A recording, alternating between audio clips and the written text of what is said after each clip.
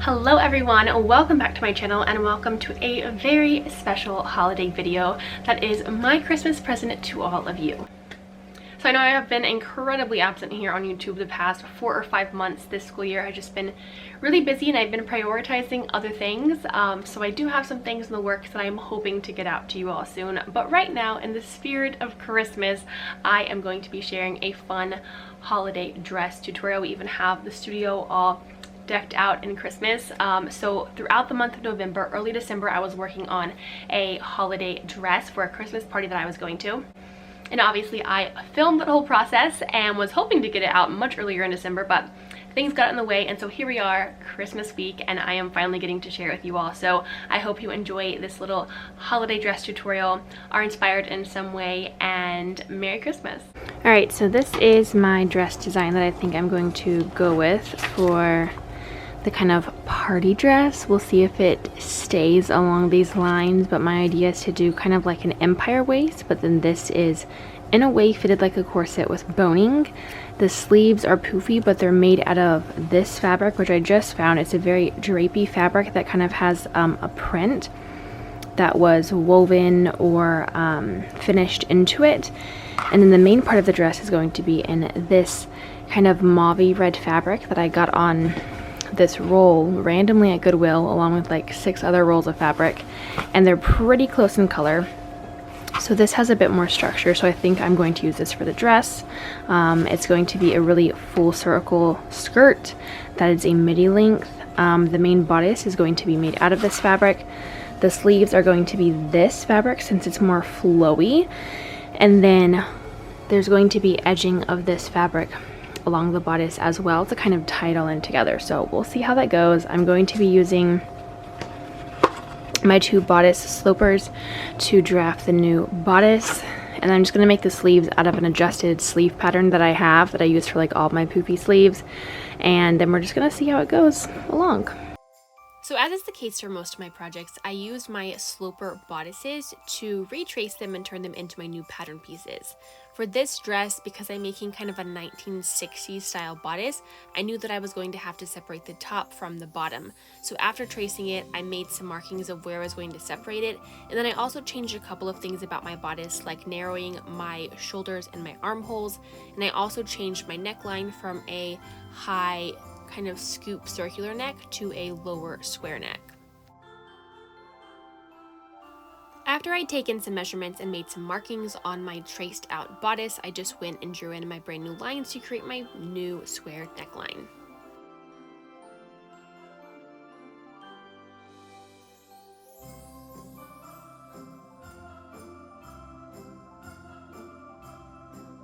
Because I'm making adaptations to the bottom of this bodice and it originally has a dart, you have to do something called truing, which is where you fold your darts so that your dart edges or dart legs match up, and therefore that will align the bottom lines so that if you're going to cut it in half, you just draw your line on the folded piece of paper, so when you cut it, it all equals out. Once all of my adaptations were made and I had drawn all of my new style lines, all I have to do is cut out my pattern pieces. So essentially I took a bodice that was all one piece and I turned it into 3 different pieces. The top of the bodice, which is going to be cut on a fold, and then the 2 bottom pieces of the bodice, which are going to be separated but then eventually sewn back together. And you'll see this throughout the process. Because I had closed the dart at the bottom of my bodice to create my 2 pattern pieces for the bottom section, it left a small dart at the top of my bodice, which thankfully is going to create a really nice fit.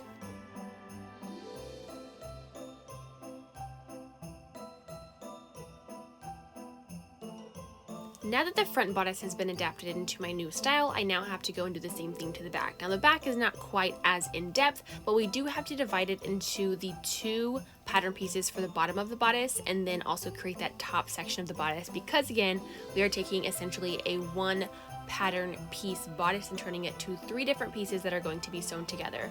So the back is a lot easier because all I had to do was take my previously created pattern pieces from the front and just retrace them to create the lines on the back, and then I also made sure that my new shoulder sizes were matched up and created that new shape for my armhole.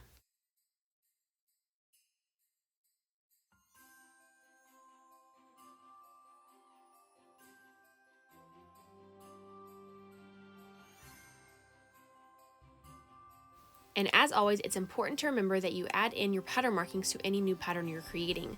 I always make sure that once I'm done creating my new pattern, I add in all of my notches so I know what pieces are supposed to be sewn together. I also label all of my pattern pieces so they don't get spread all over the place and I forget what's supposed to be attached. And then I'm also going to add in any grain lines or cut on fold lines that are going to be important for my pattern pieces, my directions. And like I mentioned previously, anytime you're working with a dart and you are turning it into a new shape, it's always important that you fold the dart legs to match up before you cut any kinds of lines. This is called truing, and it's very important to pattern making.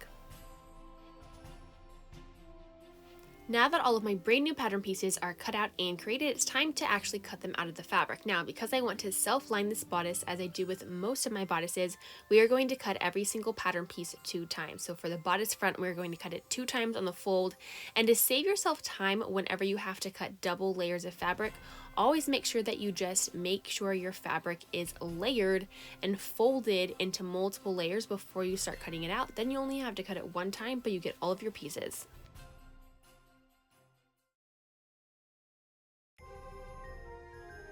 Something I also made sure to do when I was cutting this out was to cut my fabric a little bit wider than my actual pattern pieces because I hadn't added in seam allowance when I had redrafted these because my slopers are not a working pattern, so they didn't have seam allowance built in. So as you can see, I cut all of my fabric about 1/2 inch to 1/4 of an inch wider than the actual pattern piece to make sure that once I sew them together, they still fit to my size. And if you're wondering why I'm cutting so many small pieces of fabric, you might remember that from my sketch, my bodice is created where the bottom half of it is divided into sections that are going to have boning with them. So when I redrafted my bodice, I created all of these different panels and sections for the bottom of the bodice section. So essentially the front of the bodice has about 3 panels and the back has about 2. So that is why there are so many little pattern pieces being cut out here.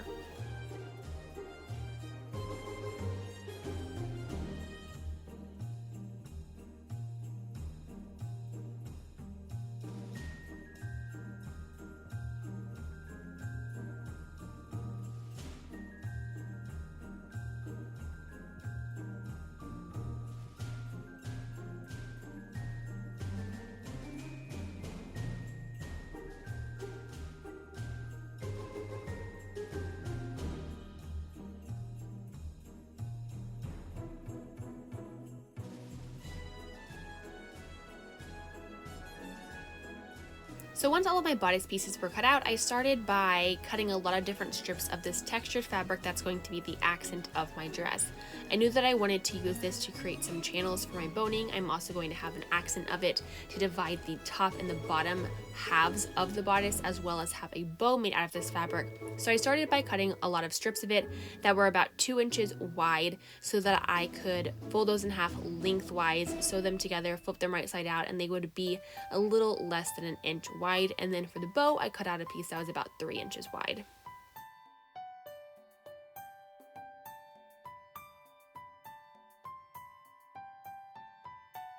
Now for the sleeves of this dress, I knew that I wanted them to be extra huge and poofy, so I already have my standard sleeve pattern, and while it's a short sleeve, I knew all I had to do was just lengthen it to make it the sleeve shape that I wanted, and so it's just super wide, super long to kind of be a mid-length poofy sleeve. So now it's time to start sewing everything together. We're first going to start with the bottom half of the bodice, which are all of the panels that have to be sewn together. We're going to sew them all on 5/8 inch seam allowance, and then we're going to press all of those seams open and do it all over again because the bodice is lined, so everything has to be done double and twice. Aside from sewing all of the bottom panels together, we are also going to sew in the tiny darts for the top half of the bodice.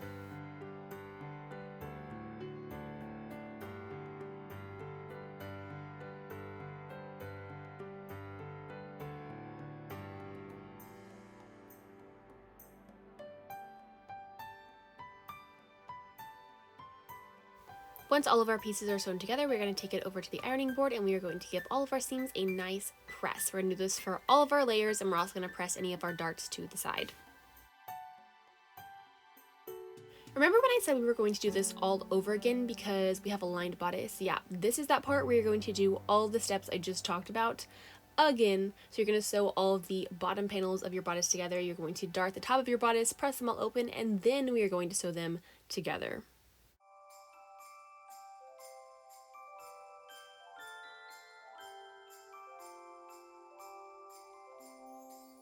Alright, so these are all the bodice pieces sewn together. So basically I took a regular bodice sloper, divided it in half to create it into two pieces, which will get sewn together. So I still got to keep small darts on the bodice, and then these seams right here are basically what the seams would be if you had a dart. So these are going to get connected to this, so it's kind of going to have like a 1960s bodice style. And then this fabric, which is the textured printed fabric that I have, is going to go as an edging in the middle between the top and the bottom. And I'm also going to create casings for this to go where the seams are. And then I think I might do one in the middle, still trying to decide where I'm going to put some boning to kind of give the bodice a little different of a structure. And then the back is basically the exact same. All right, then this is the back, same thing, divided in half. The seams are basically what the dart would have been if I would have kept this as the normal sloper. So these just basically wouldn't have been divided into two pieces, and there would be a big dart right here. So super easy to adjust this just to give kind of a fun little style line in the back. And then I'm also going to do boning on these pieces as well, I think. Taking those 2-inch sections of fabric that I had cut out of my textured red fabric, I'm just going to place them or fold them right sides together and sew a 1/4 of an inch seam along the side so I can flip them out and turn them into casings.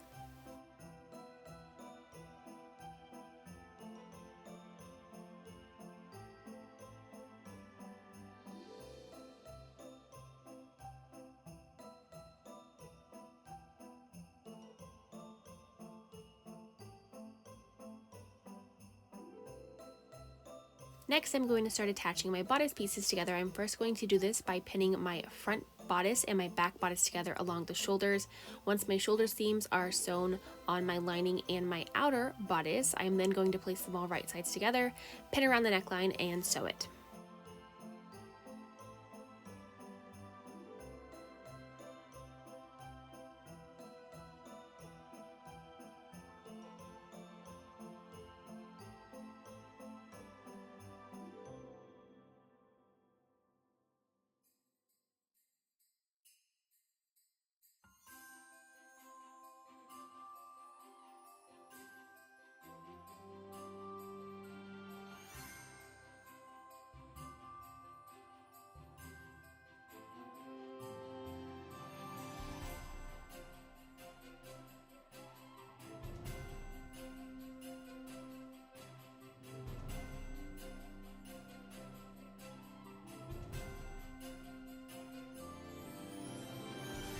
Once my neckline is sewn, I'm going to add some clips along all of those curves and edges so that it will lay really nice and flat once I turn it right side out.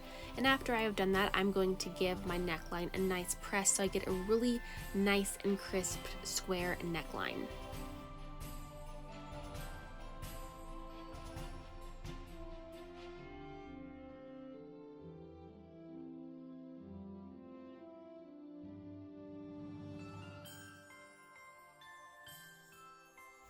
Next up, it is time to sew all of my side seams together, so I'm going to do that by sewing the 2 panels of my back to the sides of my front, creating those 2 different sections of my bodice. I'm also going to sew the side seams of my bodice together. I'm going to sew the lining by itself and then the outside by itself, and then once it flips onto each other, it's going to be nice and lined. This is the part that's very like geometrical. It's basically like a puzzle. So hard to try to explain to you, but I basically just sew all of the side seams as is and then flip them over, flip the lining over, and it all works out in the end.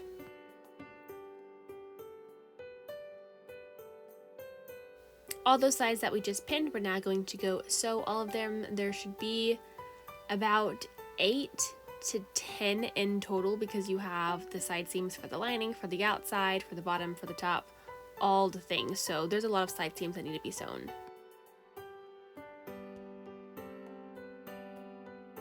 And as always, anytime you sew a side seam or any seam at all, you always want to give it a nice press once it's done so that everything lays nice and flat.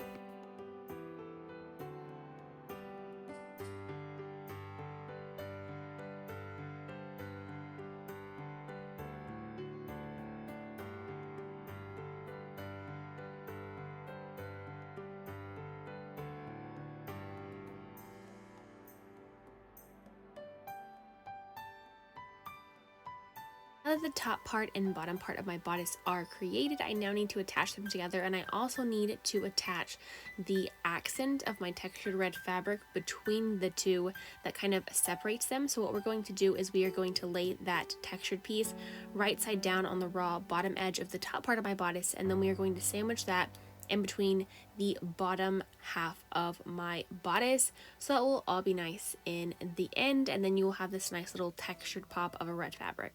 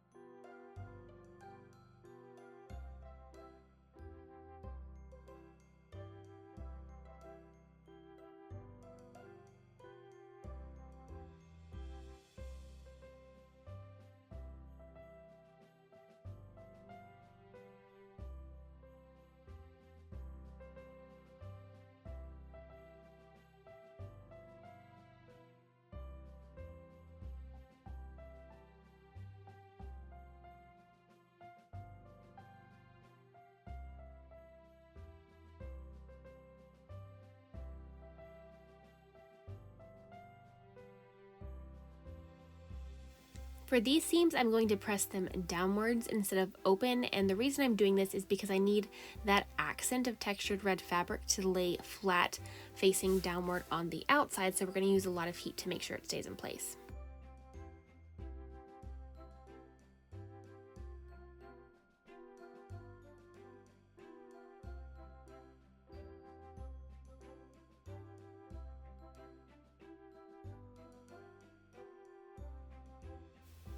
Also, to make sure that that fold of fabric stays in place, I am going to top stitch, or kind of really understitch, a combination of the two, right underneath the seam where it's going to fold over. That way it kind of holds its shape into place.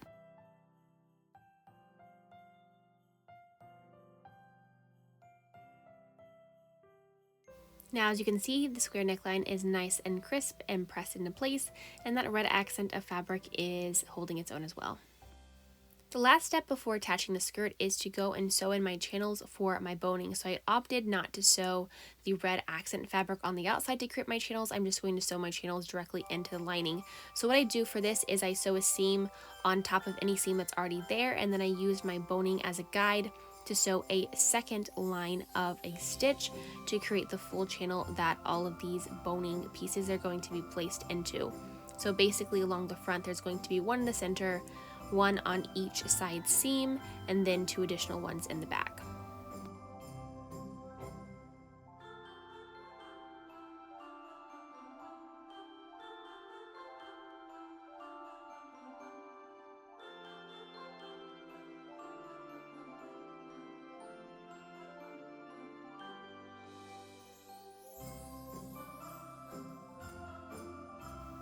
Next up, I'm going to cut my boning pieces to the exact length and size of the different channels that I have sewn.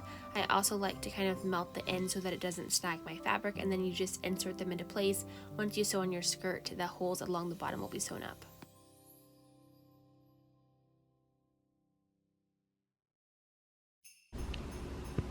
Alright, so I put the boning in the bodice. So originally I was planning on creating boning channels with the textured fabric so that it would tie into the sleeves and this piece right here. But every time I laid it on, I just felt it kind of looked a bit tacky. I know a lot of boning is put in like with channels, but it just did not look good to me. So I decided to just sew the channels directly into the bodice so that you still have all of those kind of structural details. And then I think what I'm going to do at the end is put a bow on the front right here, either a small bow, or I might play around with like a big bow somewhere. So we're kind of tying in 1950s elements, late 1950s, early 1960s, with the bodice and the two parts. And this piece right here, the sleeves are very princessy though, and the skirt is going to be kind of a play on 1950s and princess. So we're kind of mixing fairy tale with vintage. Next up, it's time to sew the sleeves. So I already sewed the top of my sleeves and finished the raw edges with my serger. So all I have to do now is sew a side seam, and then we're going to finish the edges and hem the bottom of the sleeve, gather it, and set it into the dress.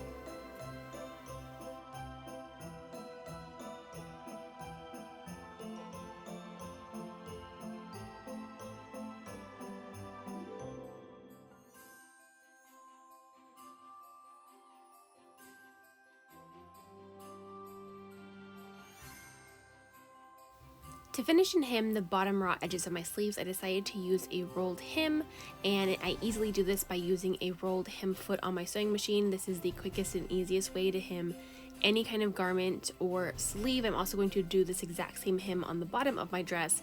After the rolled hem, I'm going to insert and sew channels into my sleeve on the inside so that I can put elastic and make them all poofy.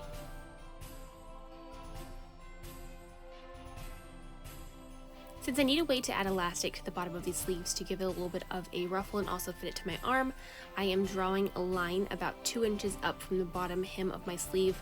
I'm drawing the line on the inside because this is where I'm going to sew a channel, is along the inside. Then I'm going to put elastic into it so that it creates a nice poof.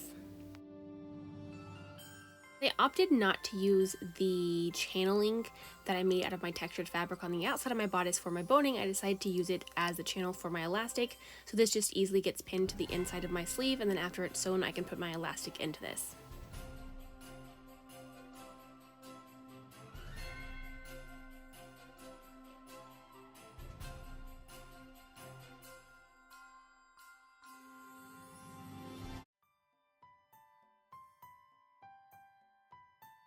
Now that the channeling is pinned into place, I'm simply going to sew it down using a plain stitch. I'm going to sew the seam on both edges of the casing, giving enough space to insert elastic later on.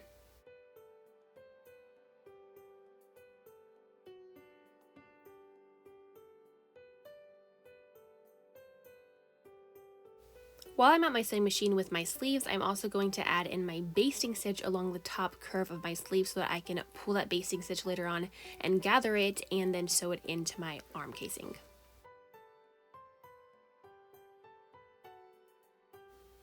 Now that my basting stitch is in place, I'm simply going to pull one tail of that basting stitch on both edges of the seam so that I can gather and bunch my fabric together to make it the size that needs to fit into the armhole of my dress. Usually I sew my sleeves into any garment before I sew the side seams, but in this case I had to kind of go a different route with my steps. So I always like to pin my side seam to my underseam of my sleeve so that I have something centralized, and then I just gather it to make it the size I need it to be in order to fit into this space.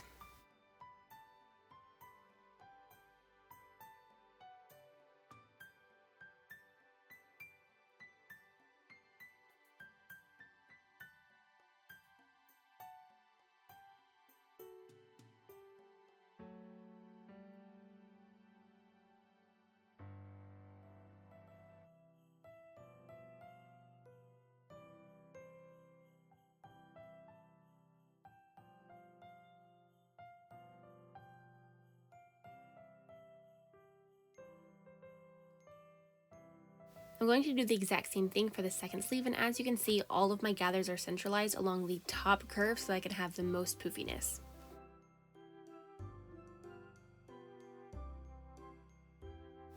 Now that my sleeves are pinned into place, I can now sew them into place, and I was able to remove the front portion of my sewing machine so that my armhole can simply just be placed over that arm of my sewing machine and make it a lot more accessible and easy to sew a complete circle with my sleeve.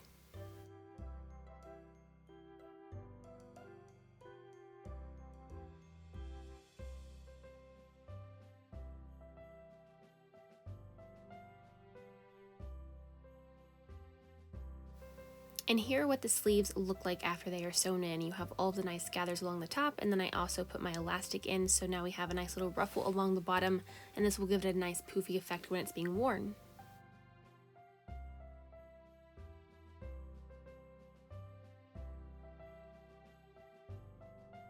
Alright, so we're back to working on the holiday dress. I took like a week off just because I was crazy busy.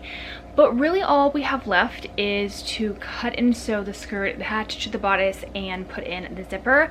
So I'm going to go for a very circle skirt style because I feel like those have the most flow and drape, but I kind of want the skirt to have a little bit more body and fullness. So I think it's going to be a circle skirt shape, but it's going to have a gathered waistline. And then we also have to line it. I don't have lining fabric, so I think I'm just going to line it with the same red fabric if I have enough and extra of it, and we're gonna see how it goes. And then I think this is going to be like a midi length, so it's in between kind of like a cocktail dress and a formal dress. You still get the elevated style of it being formal because it's a midi length, but you also get kind of the still laid back style because it's not all the way to the floor. So let's cut the skirt. Okay, so for my circle skirt, this is a pattern that I always use. I use this circle skirt pattern whenever I was making my pale pink ball gown that's on my channel. So this is the Simplicity. It is Simplicity 8289, and it's by Leanne Marshall. And all I use is this skirt right here. 2 pattern pieces. I could easily draft my own circle skirt for my slopers, but then there's just kind of a couple steps you have to do in order to lengthen it, turn it into the circle skirt shape. So to save myself time, just gonna use these, and I'm going to broaden the waist so I can gather it. I ended up going with a little less than a full circle skirt because I didn't have enough fabric, but it still gave me the shape that I was going for. Most of my other dresses I wanted to have pockets in this specific one, so I attached my pockets before I sewed all of my side seams together.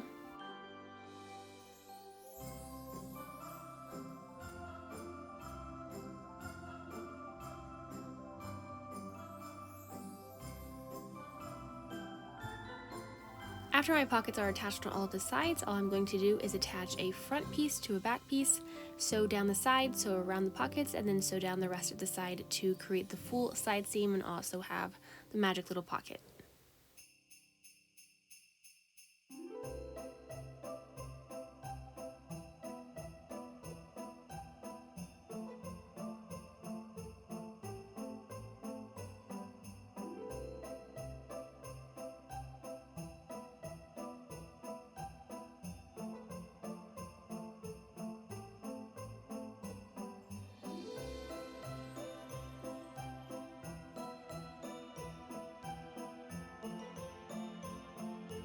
I'm going to do the same thing to the other side of the skirt and sew up half of the back seam. I need to leave the rest open for my zipper. And as I do with most of my projects, and also because this fabric is incredibly fray prone, I am going to finish all of my raw edges on my serger. I was a little bit lazy, so I didn't actually change out the thread color to match my dress. Very easily could have added red thread, but all of my seams are finished with white because that was what was on my serger and it worked. It's on the inside, no one's gonna see it.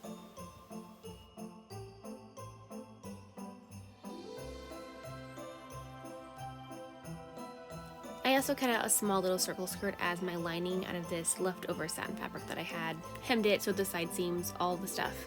And now I'm adding in a basting stitch to the top of my skirt so that I can go in and gather it. And because this is a skirt, I like to do 2 rows of basting stitches that are parallel to each other so that you can gather both of them at the same time. It creates a much more structured and strong gather.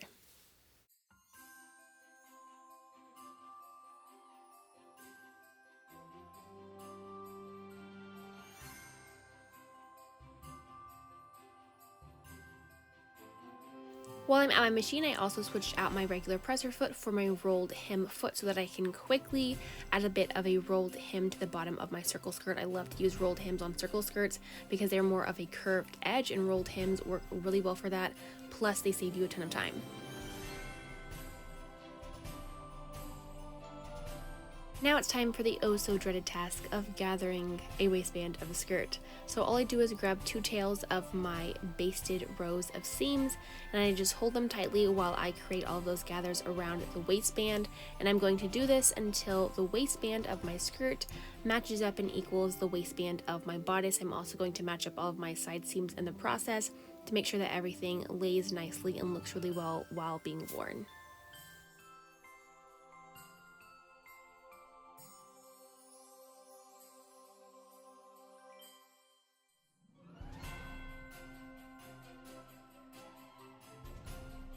Now that our skirt is gathered, we are going to take our skirt plus our lining plus our bodice, and we are going to sandwich the bodice in between the lining and the gathered skirt so that when they are all done pinned and being sewn and they are laying in place, all of the raw edges are going to be on the inside. So as you can see, my lining is on one side of my bodice bottom, then we have the bottom of the bodice where our boning is, and then we have the gathered section of the skirt, and we're pinning all of that together, right sides together, so that we can sew around that and then flip the skirt down and everything will look nice and pretty.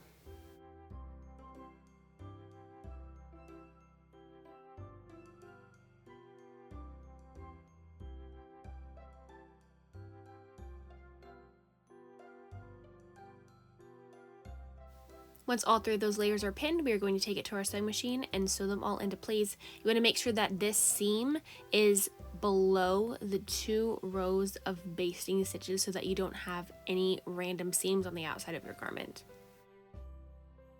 The last step is to pin and sew our invisible zipper. So I opted to do an invisible zipper on this dress since invisible zippers tend to look a little bit more fancy.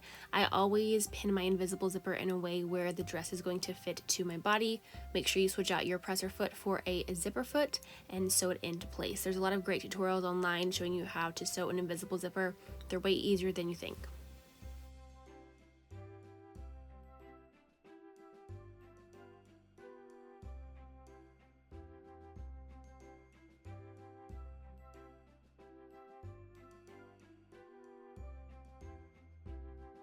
After the zipper was installed, I also pinned on this bow. I just safety pinned it from the inside so I could remove it later on if I want, but this is kind of how the whole bodice looks. We have all of our nice details, our boning, our accents, our gathers, just all very Christmassy. And now it's time for the grand reveal. If this dress combined with this music doesn't make me feel like a Hallmark heroine, I don't know what will. Because we all know the main characters in every Hallmark Channel Christmas movie have to wear a red dress at some point.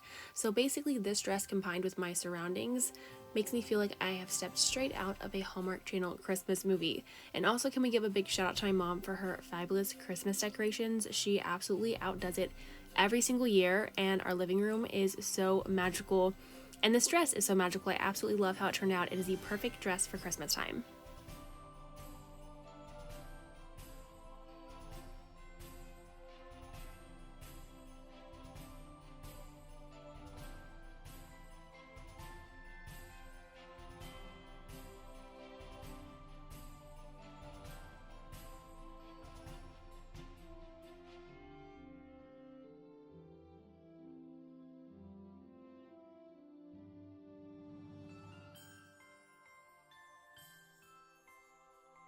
I hope you enjoyed this fun holiday tutorial, so if you did, give this video a thumbs up, don't forget to subscribe to my channel, and Merry Christmas!